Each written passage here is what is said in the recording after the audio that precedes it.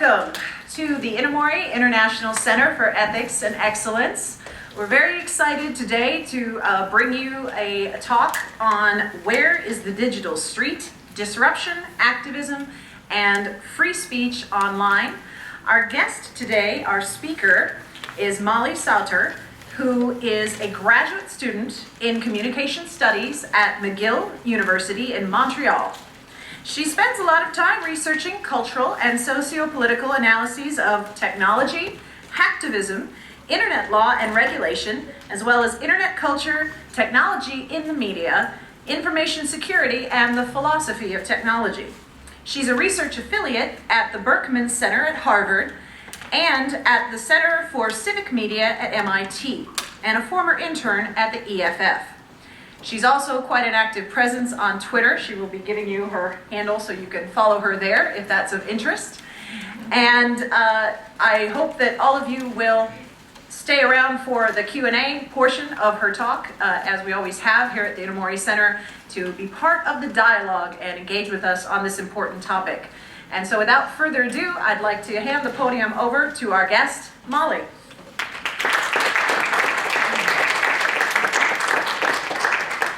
Hi everybody. All right, so I don't need to do the micro intro because that was already done. That's awesome. Yeah, that's my Twitter handle. If you want to tweet questions at me during the talk that come up in your head, we can do a Q&A that way. Also, that's just a really excellent way to find me online. So I study disruptive activism online, and one of the tactics I've studied in great detail is something called distributed denial of service actions. Before we get into the weeds, can I get a hand for people who know what that is? You do now. Okay, so we will do a tiny bit of a technological refresher in a minute. So for a lot of people, the first time they heard about activist use of DDoS actions was in December of 2010, when a loosely affiliated group of individuals called Anonymous launched a series of DDoS actions against a wide variety of organizations, including PayPal, Visa, members of the Swiss government, because of anti-WikiLeaks action. So WikiLeaks released a giant cache of American diplomatic cables. The US government didn't like that. There was something called the banking blockade, where a bunch of different credit card providers and online payment providers said, we're not going to process payments to WikiLeaks anymore. And Anonymous, being the free speech zealots that culture tends to be, didn't like that. So they organized these DDoS actions. And then sort of the entire tech journalist community was like, what is happening? Who are these people? What is a DDoS action? Is this cyber war? I'm scared. And this was the first time people had been exposed to the activist use of this tactic. However, DDoS actions have actually been around for a very long time. They've been used basically for around 20 to 25 years at varying sort of stages of people being aware of them. And so they go far as back as pro-Zapatista actions in the 90s, or protests against German immigration policy and trademark infringement. So the goal of my work is to place DDoS actions in particular, but also disruptive online activism in general, within a historical and theoretical context, covering how these tactics are used, how they develop over time, and their potential for ethical practice. So guiding this work overall is an overarching question of how civil disobedience and disruptive activism can be practiced in the current online space. The internet acts as a very central area of communication, self-expression, and interpersonal organizing. Nowadays, when any political issue pops up in the West, our first instinct is to be like, Facebook page, I am on that. Internet organizing, we are on that. We sign petitions, we investigate stories, we amplify links and videos, we donate money, we show our support for causes in a variety of ways.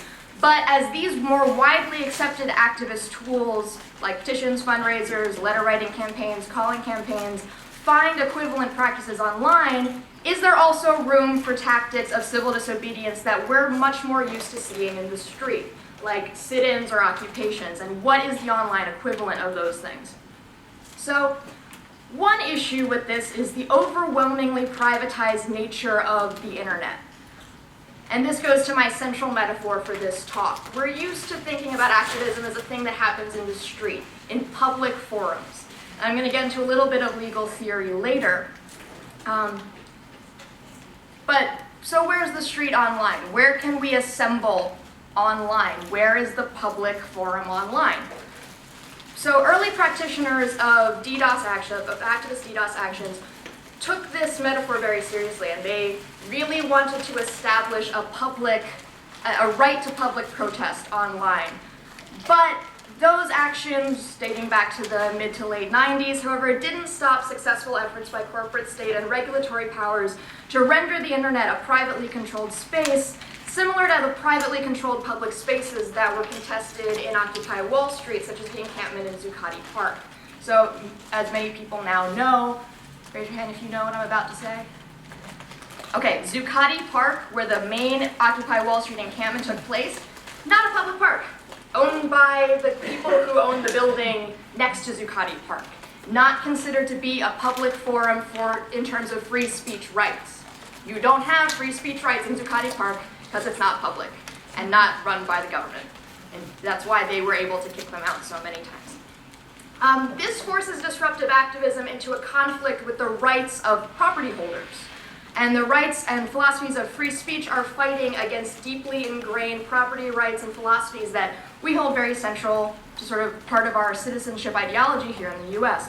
In the physical world, activists can take their actions to a street, a culturally respected and legally protected avenue for the outpouring of civic sentiment of all times, but there's no street online. Where does that leave the rights to free speech that we want to consider to be part of how we act politically in the US?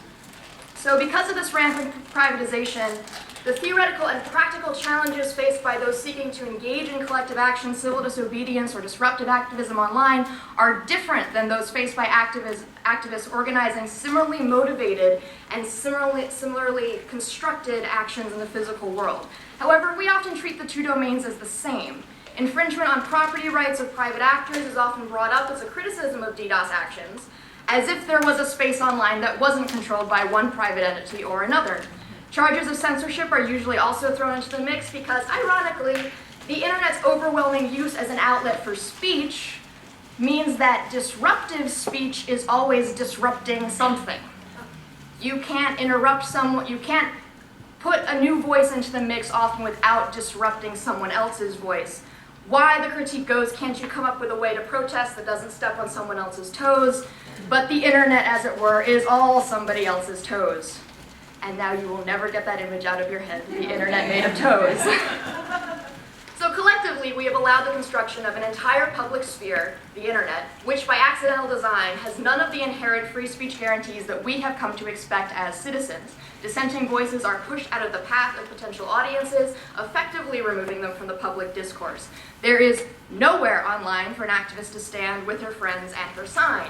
She might set up a dedicated blog, which may or may not ever be read, but it is harder for her to stand collectively with others against a corporate giant, for instance, in the online space.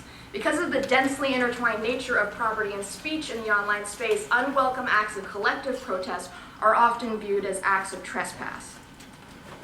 So what is DDoS and why are we talking about it?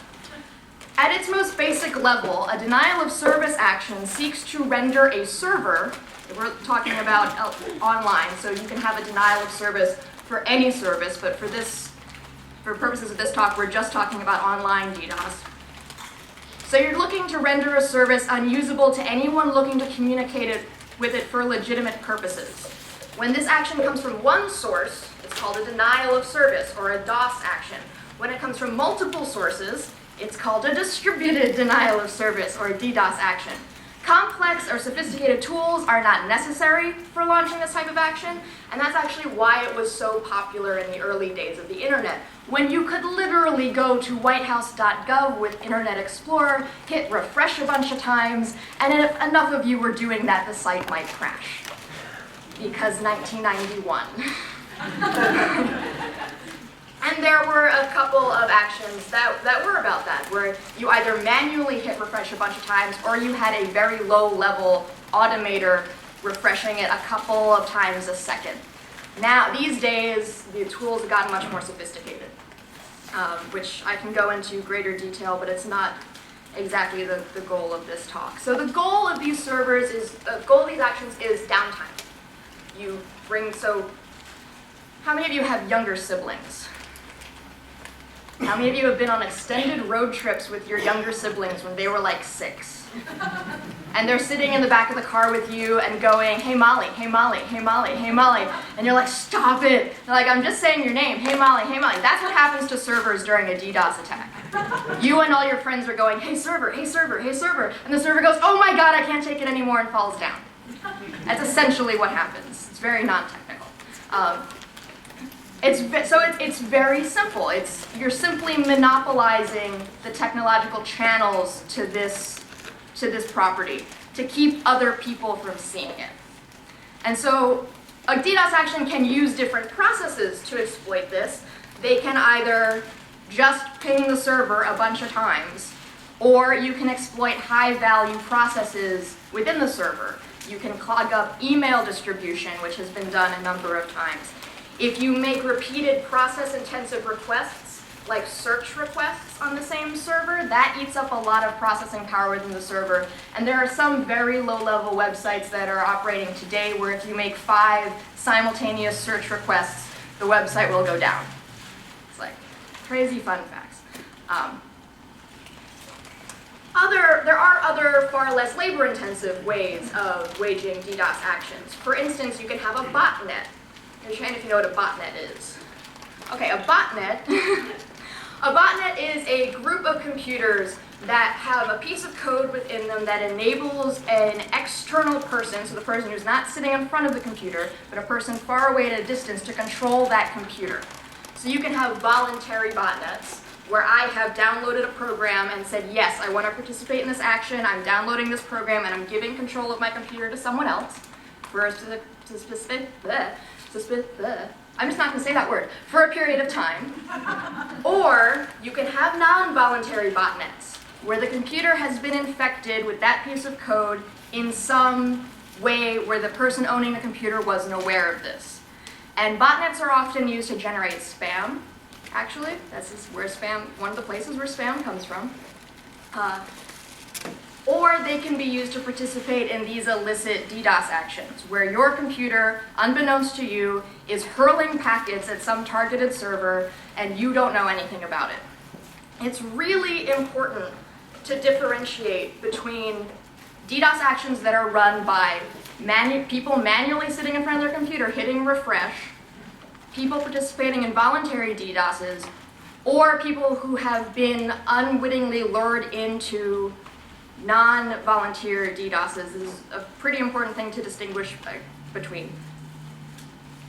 So to defend against a DDoS action is actually really expensive. And it can be very difficult. One can try to block at an IP level the traffic that's coming at your server, but you can also spoof IP addresses. So me, as someone who's waging a DDoS action, I can just, through a variety of technological means, come up with different IP addresses and make it look like that's where the traffic's coming from. That's actually fairly trivial. Or, if I have enough people participating in this DDoS action, or enough computers participating in this DDoS action, the number of packets coming from each computer can be very small. And so it would be difficult to say, oh, you're the problem, I don't want you anymore, go away. Or, and this is the much more popular version, you can just buy servers or rent servers and soak the traffic. You can just say, okay, fine, I get that all these packets are coming at me, we'll just rent a bunch of servers and we'll just deal with it. This is very expensive and is generally only available to large corporations who can handle its high cost. As a result, smaller sites can sometimes be driven offline entirely by a DDoS action of relatively short duration, because essentially their ISP says, you are too much trouble, and I don't want to host you anymore because you're expensive and resource intensive. And this has actually been looked at by a number of scholars who are exploring the government censorship potential of DDoS actions. So why are we talking about this? Why did I spend the last year and a half writing a master's thesis about activist DDoS actions, and why am I talking to you about it now?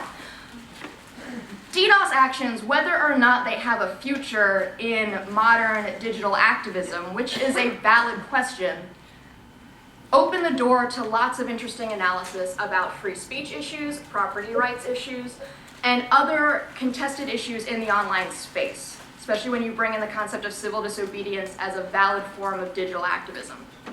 And they let us talk about these questions in ways that there just isn't another type of technology that is bringing up these questions. So website defacement is another type of disruptive activism, but it doesn't have a lot of the same questions that DDoS does. So we can talk about website defacements as disruption, but they're in many ways easier to deal with than a DDoS attack is. So I'm using DDoS to ask these specific questions, even though DDoS itself is probably on its way out for technological reasons. So why is disruption necessary? Why are we disrupting anything at all? This is my favorite lolcat in the whole world, by the way. I try to use it in every talk.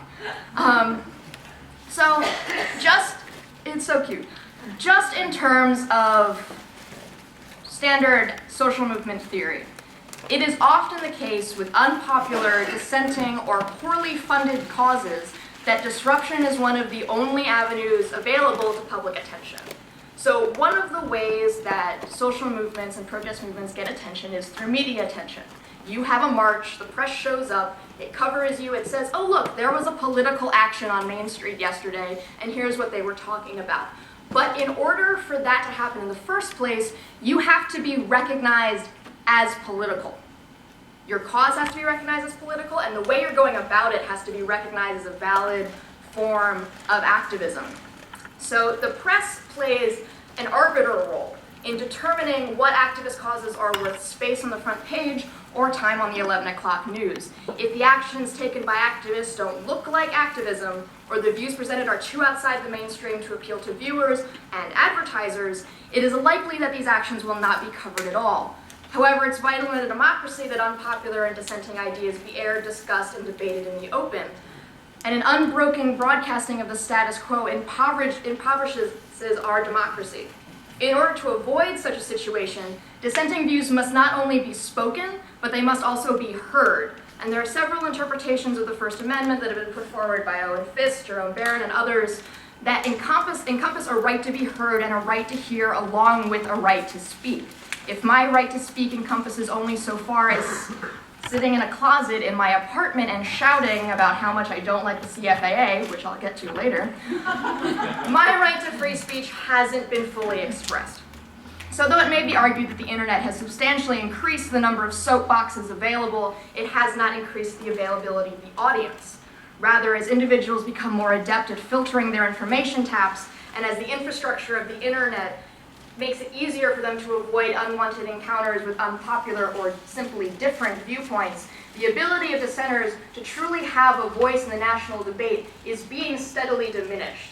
And this question has been looked at in the past as, for instance, shopping malls replaced town squares, and people stopped being present in a speechy way in public spaces.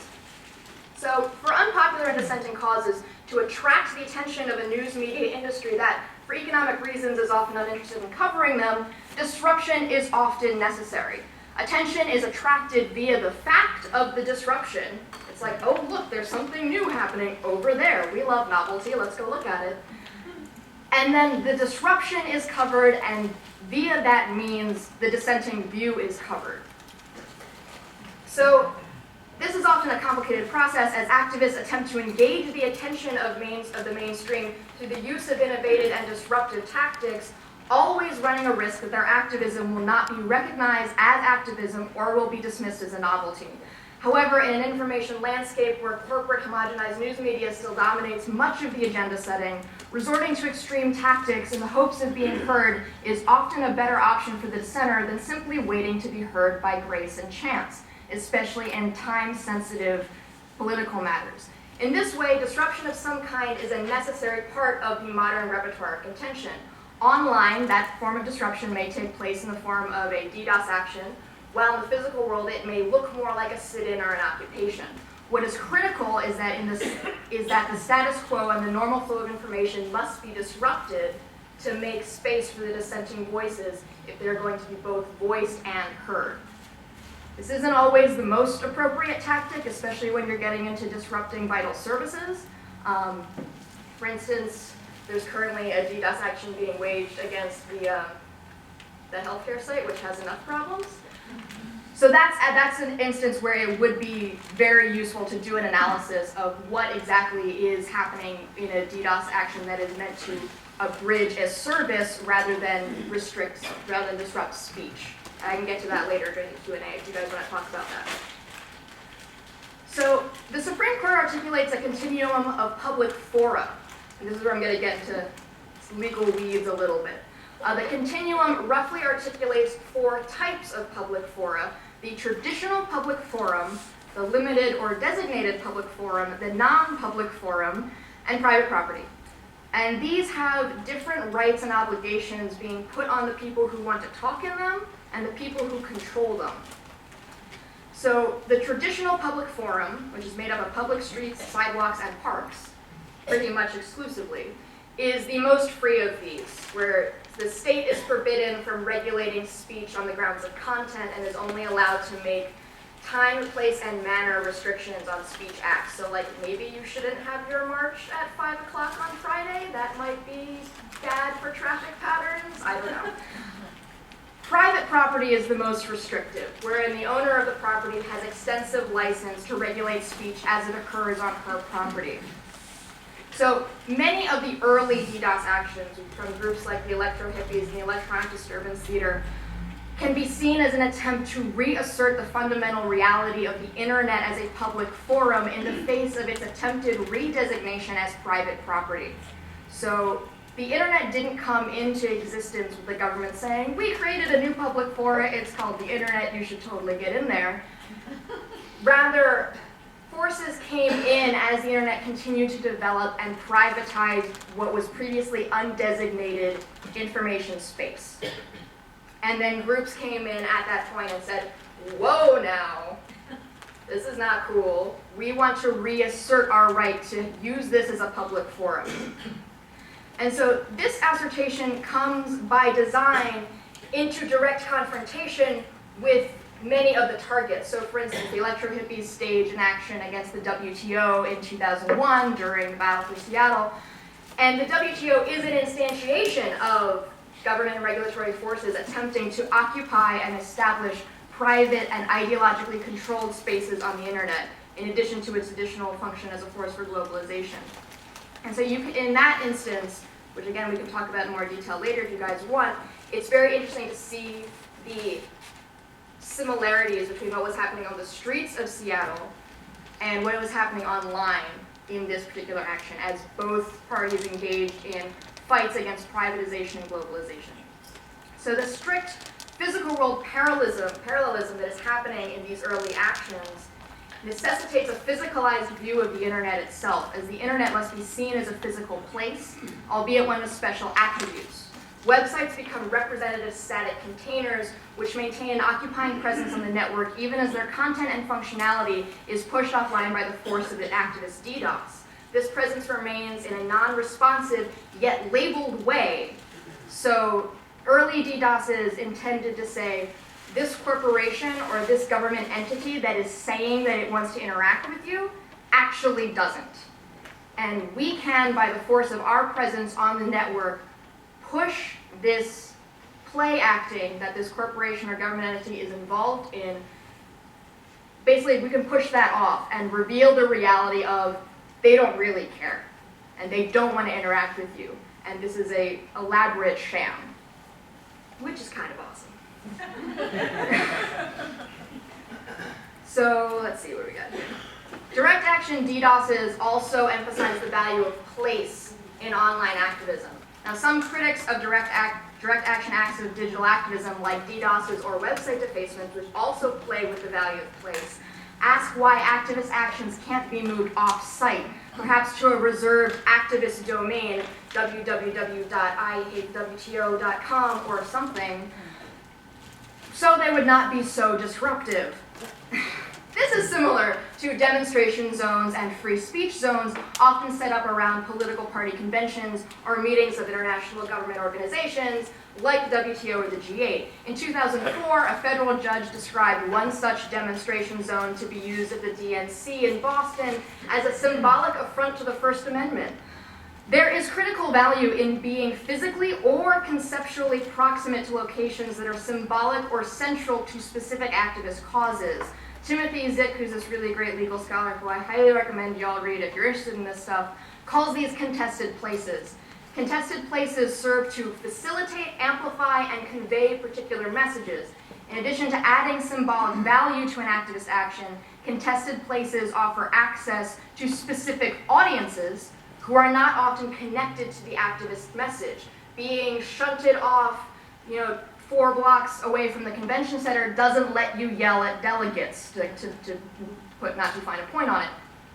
Sequestering physical world activists in an isolated demonstration zone or digital activists in perhaps an even more isolated activist domain severely hampers their ability to get their message out to individuals to whom it would be most relevant, theoretically. The open airing, reception, and discussion of dissenting views, again, is really part of what deliberative democracy is kind of about. To deny activists a right to contested place because of their potential for disruption ends up hamstringing the public debate. So direct action DDoS aims to engage through temporary disruption, a goal which would be impossible if they were not allowed access to the contested place of a specific website. So how is disruption manifested online? Here you can see screenshots of 3 of the most popular DDoS tools. The green one is the Electronic Disturbance Theater's FloodNet tool, which was developed in the mid-90s, was open sourced in the late 90s, and was used in a bunch of actions around 2000, 2001, 2002. And we can get into how it works technically if you guys are interested. The 2 ones that look really similar, that are blue, are low orbit ion cannon, which is Anonymous's most popular DDoS tool. These are 2 versions of it, which appeared a couple of years apart. I think the bottom one is the most recent one, which was used in Operation Payback. And these represent a development in how these tools were conceived of and how their audiences were conceived of. So, how are we for time? We're good for time. The Electronic Disturbance Theater's tool is actually very specialized in its language. You really can't see it, but it says, use the applet below to send your own message to the error log of the institution/symbol of Mexican neoliberalism of your choice. Which is a heavy statement. There's a lot to unpack there if you weren't already really interested in the Zapatista struggles. It's very specialized. It was intended for people who knew what was going on, who knew what Mexican neoliberalism meant and knew it was wrong, theoretically, and knew how to get here. So this is already aiming at a particular audience, and one in which was already clued into the Electronic Disturbance Theater and their particular brand of politics. So on this side, we have low orbit ion cannon. So first, we have screenshots from Command and Conquer, which is kind of very mainstream and it's a cool video. Low orbit ion cannon comes from the Command and Conquer series of video games. It's a last resort weapon. Its slogan is when harpoons, airstrikes, and nukes fail, which is up on the top up there. And you can see in here, you probably can't, there's a lot of meme references in this top interface, which is the earlier interface. And this is a tool developed by Anonymous, 2007. So here, it says, right here, you can send a message, similar to this, you can send a message to an error log. Where basically, usually, with this, you would ping, you would search for human rights on the State Department's website, and it would return an error message that says human rights not found on this server, which is funny.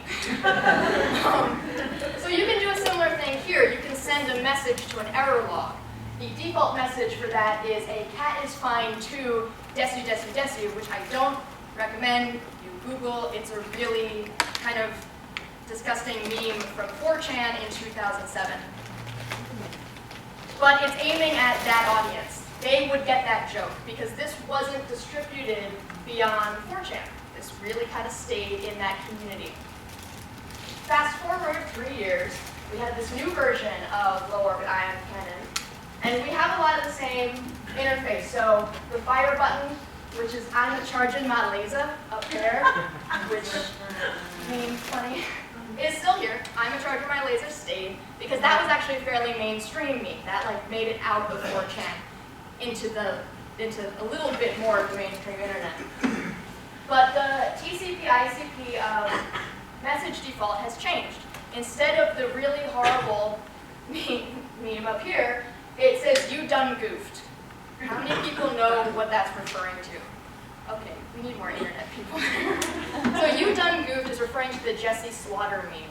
Jessie Slaughter was a 12, 13-year-old girl who, through a series of misadventures, angered 4chan, and there was a video that her father posted where he says, "You done goofed, I'm gonna send the internet police after you," because they were like sending pizzas to her house and doing standard 4chan trolling, and it was actually very upsetting.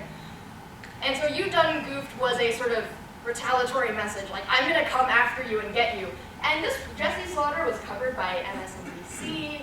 They were covered, like, in addition to the mainstream internet news organizations like Gawker, this also got play on like Fox News and like non-internet TV.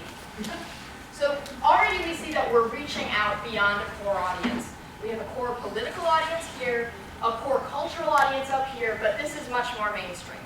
This is already saying we are reaching beyond this little tiny internet cabal, and we're going to see how far we can get.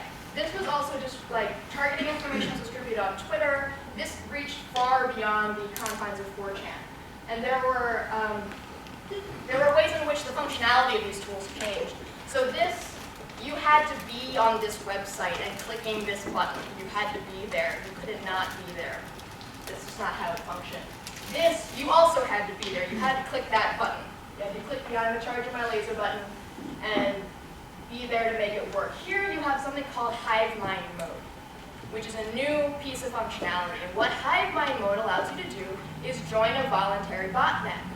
You don't have to be there. You don't have to follow the targeting information on Twitter. You don't even have to really know who you're targeting. You just have to commit to be part of the action, and by downloading the program and running it, continue to say that you're part of it. So already we're expanding how we're allowing this type of disruption to propagate within the culture. So what has the reaction been to this type of activism? Not great. Not awesome. Not generally recognized as activism. These are generally, like legally, DDoS is a felony. And it's not great. So in the media, these are Tell us how to do it now. I know. My publisher is like you can't tell people how to commit crimes. It's like the book is kind of you can, like sort of a big thing on how to commit a crime. So the state response is to call it criminal or to call it an act of cyber war, both of which are kind of terrible. There isn't a lot of understanding that this is a form of direct action or that this is a form of activism because it takes place in this new environment. And legally, things tend to get noveltied out of being public fora for speech. So I talked about malls before, not a public forum. Supreme Court made a decision, not a public forum. Airports, not a public forum. You ever wonder why in old movies they show people like giving you flowers in airports and giving you literature and you never see that now? It's not a 9/11 thing, it was a public forum thing. You're not allowed to to practice free speech rights within an airport. It's a private zone. Hilariously, I think it's hilarious, I also think it's depressing. The reasoning behind that is because airports are not traditionally used for public speech. Airports haven't even been around for 100 years. They're not traditionally used for anything. And so to make the legal judgment that it's not a traditional public forum because it hasn't been around as long as the concept of public parks is, as far as I'm concerned, a dangerous legal theory to build free speech rights on. So there have been a couple of cases where activist DDoS actions have gone to trial or been pleaded out in the US and internationally. In Germany, there's a case called the Vogel case, which came out of a DDoS action which was folded into something called the deportation class action against Lufthansa Airlines. It was a protest against the German government's use of Lufthansa Airlines to deport immigrants. And so there was a DDoS action there. A guy was arrested for publishing a call to action on his website. And eventually, a court determined that this was an act of protest. So internationally, there has been support for the use of DDoS as a protest action. In the US, there has been no precedent-setting case of that kind, mostly because these cases tend to get pleaded out, which is a complicated and terrible issue in and of itself. So in the US, DDoS attacks and DDoS actions are sentenced under something called the Computer Fraud and Abuse Act, or the CFAA. The CFAA is Title 18, Section 1030, is the computer crime legislation. And the fact that it's under fraud is relevant. So US sentencing guidelines, which come out on a yearly basis from the US Sentencing Commission, are used to recommend how you sentence federal crimes. There's a legal thing about why they're recommendations and not requirements. We don't have to get into that. But they contain a base sentencing level, like you did this thing, therefore you should get this base sentence, and then a series of enhancements, depending on a number of factors. And then you get an offense level, which is then used to recommend a sentence. So particularly relevant in the case of DDoS actions are those adjustments that involve the amount of financial losses suffered by the victim and the amount of victims. So let's take the PayPal case from Operation Payback in December 2010. And let's use the numbers from the British prosecution of that because the US court case hasn't come to court yet. So PayPal claimed in a British court that Operation Payback cost them roughly £3.5 million in losses, or about $5.5 million. That loss figure adds 18 offense levels to a base offense level of 7, which is the base for fraud. PayPal did not disclose in court the number of victims it believes was impacted by Operation Payback, but we can assume that it was probably higher than 250, which is the maximum listed in the US sentencing guidelines, because they're talking about fraud, person-to-person fraud. They're talking about me going to each one of you and selling you a bridge in Brooklyn. And if I do that to 250 people, that's a lot of people. But if I impact each one of you by disrupting a website online, that's totally different. That's a completely different calculus of intent and effort and me being a bad person. So if it's higher than 250 people, you get another 6 offense levels onto that, giving you a total offense level of 31. For an individual with no previous criminal record, the recommended sentence for an offense level of 31 is 135 months or 11 years. This is without the special skills or sophisticated means adjustments, both of which add several more offense levels. There are no established requirements for determining the figures for losses or number of victims in these cases. PayPal and the prosecution stated during the UK trial of Christopher Weatherhead, who was indicted for this particular action, that they included the considerable damage to its reputation and loss of trade that resulted from the actions in their calculation. And this lack of oversight in the calculation of damages and the low maximum number of victims means that the judicial system is predisposed to come down hard on participants and organizers of these actions and of actions that involve computers and the internet in general. Threats of long prison terms may lead to more individuals pleading out before trial, and I can totally talk about that all day, which will delay precedent-setting decisions like the Vogel decision in Germany, which could legitimate the use of this type of action in political activism. So basically, we're not getting the chance to bring these issues to trial because prosecutors are terrifying people with, you will go to jail for 11 years and have to pay $500,000 in fines because you downloaded a program and clicked a button. which doesn't feel that dangerous when you're doing it. So, can you tell me how to get to the digital street? Which is a Sesame Street pun. Basically, as I'm sure you're getting by this point, there isn't one. It doesn't exist.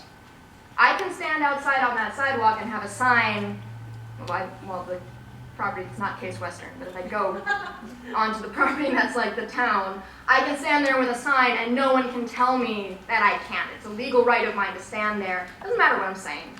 Doesn't really matter what the sign is, because fortunately we have this conception that we allow political speech to occur because we think it's good for us. Not a thing. Not a thing online. It just isn't the structure for it. We have not necessarily allowed seems to assign blame to everybody, but we have certainly stood by while an infrastructure has been set up that is entirely owned by private interests, and that doesn't contain within it the actual structure for rights that we assume that it contains within it. Personal story, I used to work for a social networking website back when I was a wee youngin', and I was a customer service person. So people would email me when I deleted their scary pornographic stories, and they would say, "You're violating my free speech rights by not letting me post whatever I want to the internet." And I would be like, "No, it's our server. We can tell you that you can't post that, and I don't have to feel bad about that." Which puts me in a really interesting position with this question, because I don't want to say that a social networking website can't have some control over what they're saying. I don't want to take away, for instance, the abilities of a social networking website that is aimed at high schoolers to control cyberbullying. To say, "You're harassing another user, you can't say that on our servers." On the other hand, enabling intermediaries to engage in that sort of censorship enables intermediaries to engage in that sort of censorship. And do we really want to enable Facebook to say what is political speech and what isn't? So this brings up a lot of questions I don't really have answers for. My purpose mostly with this piece is to say, hi, problems, questions we should really be looking at. And I don't think we want to necessarily be relying on the courts for this, because the courts don't necessarily have a great track record with enabling novel situations to be free speech zones. So the answer to the question, where is the digital speech, where's the digital street, is it's not there. We either have to build it or we have to reconfigure how we consider technology to impact the concept of free speech forums in the US and internationally, because US tech policy is, for better or for worse, incredibly influential in how international tech policy and regulation is constructed. So on that incredibly depressing note, I will end my monologue and open it up for questions.